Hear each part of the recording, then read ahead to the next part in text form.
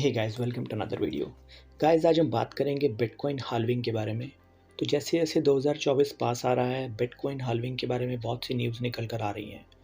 सो आज जानेंगे bitcoin halving क्या है, इससे क्या इम्पैक्ट है, और आपके और मेरे जैसे रिटेल के जो इन्वेस्टर्स हैं, इसमें इनके लिए क्या है, इस हाल्विंग के बाद ऐसा क्या होने वाला है जो हमें इसके ऊपर नज़र रखनी चाहिए। क्या बिटकॉइन का प्राइस इससे बढ़ेगा, क्या ऑल्ट कॉइन पे कोई इम्पैक्ट आएगा।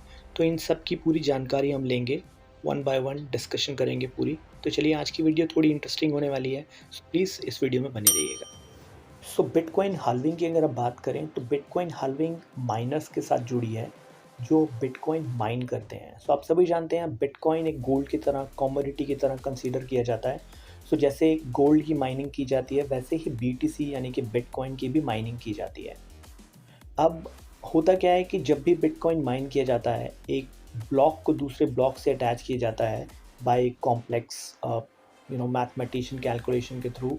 तो हर बिटकॉइन के ब्लॉक्स माइन करने पे जो माइनर्स होते हैं उन्हें कुछ रिवॉर्ड्स दिए जाते हैं जो बीटीसी के रूप में होते हैं।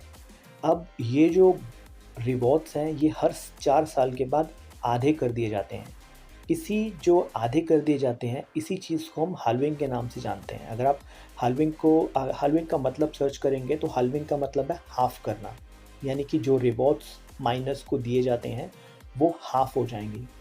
अब अगर आप बात करें तो कितनी बार हाल्विंग हो चुकी है अभी तक, तो 2009 के बाद से अगर बात करें तो पहली हाल्विंग 2012 में हुई थी, फिर 2016, फिर 2020, और जब नेक्स्ट हाल्विंग की बात आ रही है वो आ रही है 2024 की। सो इसीलिए आप बिटकॉइन हाल्विंग के बारे में काफ़ी इन दिनों सुनते आ रहे हैं। अब एक चीज़ और जो इसी माइनिंग से जुड़ी है, अब इनके कोड में जहाँ हम देख सकते हैं क्लियरली मेंशन्ड है कि हर 2,10,000 ब्लॉक माइन होने के बाद ये बिटकॉइन की हाल्विंग की जाएगी, जिससे अप्रॉक्सीमेटली 4 साल का टाइम लगेगा। अगर हम बात करें तो हर घंटे करीब 9 बिटकॉइंस माइन होते हैं। तो अगर इसी स्पीड से अगर हम चलते रहेंगे तो करीब हर 4 साल के बाद 2,10,000 ब्लॉक्स माइन होते हैं। अब इसी स्पीड से अगर चलते रहें तो जो ऐसा एक्सपेक्ट किया जाता है 2140 तक ये सारे के सारे जो बिटकॉइंस हैं वो माइन कर दिए जाएंगे और सर्कुलेटिंग सप्लाई में आ जाएंगे। अब टोटल जो हाल्विंग की बात कही गई है वो 32 बिटकॉइन की माइनिंग होगी 2140 तक की अगर बात करें टोटल। सो अब इसके प्राइस में क्या अप आता है, क्या डाउन आता है, ये शायद हम देखने के लिए यहाँ होंगे नहीं, बट ये इनका कॉन्सेप्ट है जो ऑलरेडी इनके बिटकॉइन की कोडिंग में लिखा गया है, जिससे आप कहीं भी मूव या स्वाइप आउट नहीं कर सकते हैं, वाइप आउट आप नहीं कर सकते हैं। अगर मैं आपको थोड़ा बैकग्राउंड में लेके चलूँ तो बिटकॉइन की जो हाल्विंग 2012 में हुई थी, उससे पहले 50 बिटकॉइन हर ब्लॉक माइन करने पे दिए जाते थे, और उसके बाद जब 2016 में हाल्विंग हुई तो ये 50 बिटकॉइन से कम होकर 25 बिटकॉइन हो गया, और फिर इसके बाद 2020 में 12.5 बिटकॉइन, और अभी रिसेंटली 6.25 बिटकॉइन ये चल रहा है। अब आने वाले टाइम में बात की जा रही है 2024 में ये कम होकर 3.25 बीटीसी हो जाएगा। अब अगर हम बात करें तो हाल्विंग की ज़रूरत हमें क्यों पड़ी, तो अगर आप थोड़ा हिस्ट्री में चलेंगे तो 2009 में जब एक रिसेशन आया था लेमन ब्रदर्स का, 2008 और 2009 के टाइम पीरियड में, उस समय सतोशी नाकामोटो, जिन्हें डेवलपर कहा जाता है बिटकॉइन का, उन्होंने एक ऐसी करेंसी बनाने की बात करी जो कि डी इन्फ्लेशनरी हो, यानी कि उसका इन्फ्लेशन के ऊपर कोई इम्पैक्ट ना हो। अब इसके लिए उन्होंने सबसे पहले इसे ऐसी करेंसी बनाने की बात करी जो कि लिमिटेड हो, जिसमें और ऐड करके उसे इन्फ्लेशन में नहीं लाया जा सकता। तो इसके बाद इन्होंने बिटकॉइन का एक तरह से प्रपोजल दिया और बिटकॉइन को बनाया, जिसकी इन्होंने जो लिमिट डिसाइड करी वो रखी 21 मिलियन। राइट, सो 21 मिलियन के बाद इन्होंने इसके कोड में एक ऐसी चीज़ डाली जो इसको और ज़्यादा यूनिक बनाती है। अब इन्होंने इस कोड में, अगर आप मेरी स्क्रीन पर देखेंगे तो इन्होंने इस कोड में बताया कि हर 4 साल के बाद इसकी जो हाल्विंग है, यानी कि इसकी जो हाल्विंग होगी, यानी कि जो इसकी माइनिंग होगी, उसके जो रिवॉर्ड्स होते हैं वो हमेशा कम कर दिए जाएंगे। और यही कॉन्सेप्ट को लेके ये इनके कोड में आप देख सकते हैं क्लियरली मेंशन है बिटकॉइन के कोड में कि ये हर 4 साल के बाद इसकी हाल्विंग का जो रिवॉर्ड है वो हाफ हो जाएगा। सो दैट्स हाउ ये सब कुछ स्टार्ट हुआ।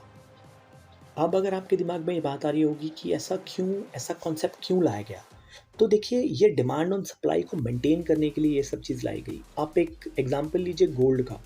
अब गोल्ड जो इस दुनिया में है वो एक लिमिटेड क्वांटिटी के अंदर, राइट। जितना गोल्ड हम ऑलरेडी फेच कर चुके हैं अर्थ से वो हम ले चुके हैं। अब उसके बाद जो बाकी का गोल्ड है उसे निकालने के लिए हमें काफ़ी ज़्यादा मेहनत करनी पड़ रही है।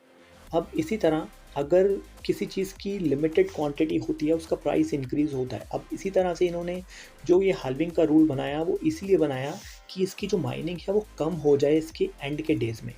अब अगर इसकी नई सर्कुलेटिंग सप्लाई में बिटकॉइंस नहीं आएंगे तो सपोज़ कर लीजिए अभी 19 या सपोज़ कर लीजिए 20 लाख अभी चल रहे हैं सर्कुलेटिंग सप्लाई में और हर साल ये ऐड होते जा रहे हैं। सो अगर कोई चीज़ ऐड होती रहेगी तो उसकी क्वांटिटी लिमिटेड नहीं रहेगी वहाँ पे, बट एक सर्टेन पॉइंट के बाद जाके जब वो क्वांटिटी पूरी की पूरी सर्कुलेशन में आ जाएगी उसके बाद उसका प्राइस बढ़ेगा। बट उससे पहले ऐसा क्या करें कि उसकी सप्लाई जो है वो लिमिटेड हो जाए। अब इन्होंने ऐसा ही कॉन्सेप्ट यहाँ पे लेके आए कि जब माइन ही नहीं होगा एंड में जाके, राइट। अब होता क्या है कि जब माइन होता है तो आप सभी जानते हैं कि इसके पीछे एक बहुत ज़्यादा इलेक्ट्रिसिटी की यूजेज जुड़ी होती है, बहुत मैथमेटिकल कैलकुलेशन आपको करनी पड़ती है जो कि काफ़ी कॉम्प्लेक्स होती है। ये एक इंडिविजुअल के करने के लिए चीज़ नहीं है। अब इसकी अगर आप देखेंगे तो जो माइनर्स बैठे हैं वो बड़े बड़े इंस्टीट्यूशंस बैठे हैं या ऑर्गेनाइजेशंस बैठी हैं, ये इंडिविजुअल लेवल पे नहीं होती है ये चीज़। अब अगर रिवॉर्ड्स कम हो जाएंगे तो हो सकता है कि जो ये ऑर्गेनाइजेशंस हैं वो बिटकॉइन माइनिंग करना ही बंद कर दें। अगर आप देखें अगर कॉस्टिंग आपकी ज़्यादा पड़ रही है रिवॉर्ड से तो फिर आप बिटकॉइन की माइनिंग करनी कम कर देंगे। अब जैसे जैसे रिवॉर्ड्स कम होते जाएंगे वैसे माइनस भी कम होते जाएंगे क्योंकि उन्हें वो बेनिफिशियल नहीं लगेगा इसमें माइन करना।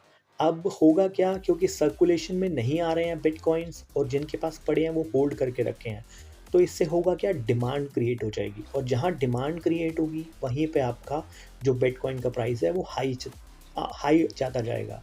सो आई होप आप समझ गए हैं कि हाल्विंग का रूल क्यों रखा गया था और कैसे ये इम्पैक्ट करेगा इसकी प्राइस पे। अब नेक्स्ट हम देखेंगे कि हाल्विंग के बाद इसके प्राइस पे क्या इम्पैक्ट होता है। सो अगर ये बात करें 2012 में जब पहली हाल्विंग हुई थी तो बिटकॉइन का प्राइस काफ़ी कम था, यानी कि 12 या 13 डॉलर के करीब करीब बिटकॉइन का प्राइस था। बट जैसे ही इसकी हाल्विंग हुई उसके एक साल के अंदर अंदर इसका प्राइस इंक्रीज़ होकर करीब $1000 के करीब करीब पहुंच गया। तो आप देखिए करीब 900% इंक्रीज़ है इसमें। तो ये बहुत ज़्यादा इंक्रीज़ हो गया।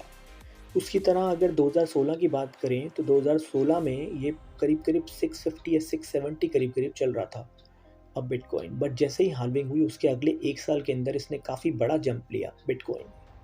उसी तरह 2020 की बात करें, 2020 में जब हाल्विंग हुई थी तो उसके 5 से 6 महीने तक कुछ इम्पैक्ट नहीं हुआ। बट जैसे ही उसका एक साल कंप्लीट हुआ, हम जानते हैं 2021 के एंड में जब एक रैली आई थी उसमें करीब 50,000 तक पहुंच गया था बिटकॉइन। सो ये बहुत बड़ा जंप आया था। अब 2024 में जो हाल्विंग आने वाली है हम एक्सपेक्ट कर सकते हैं कि इसके अंदर भी प्राइस बिटकॉइन का अप जाएगा। बट ऐसा एक्सपेक्ट नहीं कर सकते हम कि जैसे ही हाल्विंग होगी उसके 1 या 2 महीने के बाद इसका प्राइस अप चला जाएगा। जो लॉजिकल लगता है कि शायद जो माइनस होते हैं वो होल्ड करके रखते हैं, उसी टाइम बीइंग पे वो अपने सेलिंग नहीं करते हैं ताकि वहाँ पे उतना बड़ा इम्पैक्ट ना आ पाए। शायद वो होल्ड करके रखते हैं और वेट करते हैं माइनस जो उन्हें रिवॉर्ड मिला है वो उसको उतनी जल्दी सेल नहीं करते हैं और स्लोली एंड ग्रेजुअली जब डिमांड क्रिएट हो जाती है और प्राइस बढ़ जाता है फिर उसके बाद शायद वो सेलिंग करते हैं। तो यही चीज़ हमें लास्ट टाइम भी देखी गई थी नवंबर 2021 की अगर हम बात करें। अब 2024 में जो हाल्विंग आने वाली है तो हम एक्सपेक्ट कर सकते हैं 24-25 में इसकी प्राइस में इंक्रीज़ आएगा।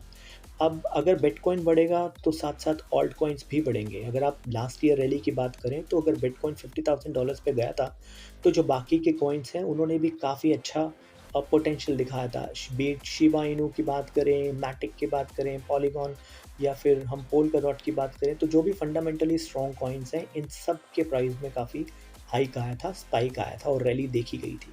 सब एक्सपेक्ट यही किया जा रहा है कि 2025 में जब ये हाल्विंग होगी तो डेफिनेटली हम एक्सपेक्ट कर सकते हैं इसकी प्राइस में एक बड़ा जंप आएगा। सो गाइस, ये थी हाल्विंग के बारे में इंफॉर्मेशन। होप करता हूँ आपको आज की वीडियो देख के काफ़ी समझ में आया होगा हाल्विंग का कॉन्सेप्ट। और अगर आपके पास कोई और क्वेश्चंस हों तो प्लीज़ मुझे कमेंट सेक्शन में ज़रूर बताइएगा। मैं कोशिश करूँगा आपकी जितने डाउट्स हैं उन्हें मैं क्लियर करूँ। तो ठीक है जी, आज की वीडियो में इतना ही। मिलता हूँ आपको अगली किसी वीडियो में। Thank you very much for watching.